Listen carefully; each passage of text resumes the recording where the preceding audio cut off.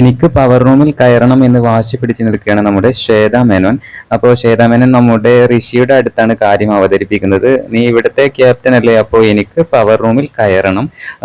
എന്താന്ന് വെച്ചാൽ എനിക്ക് താമസിക്കാനല്ല, അതൊന്ന് വിസിറ്റ് ചെയ്യാൻ വേണ്ടിയാണ്.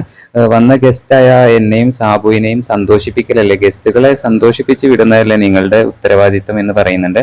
അപ്പോൾ ഋഷി പറയുന്ന മറുപടി ഇങ്ങനെയാണ്: ബിഗ് ബോസിന്റെ റൂൾസ് അനുസരിച്ച് പവർ റൂമിലേക്ക് വേറെ ആരെയും കടത്തിവിടാൻ പാടില്ല എന്നുള്ളതാണ്. അപ്പൊ എന്നിട്ടും ശ്വേതാമേനോൻ സമ്മതിക്കുന്നില്ല. എനിക്ക് പവർ റൂമിൽ കയറണം, നിനക്ക് ഞാൻ ഒരു 5 മിനിറ്റ് സമയം തരാം, നീ ആലോചിച്ചിട്ട് തീരുമാനിക്കുക എന്നൊക്കെ പറഞ്ഞുകൊണ്ട് ശ്വേത ഋഷിയോട് ഇങ്ങനെ പറയുന്നുണ്ട്.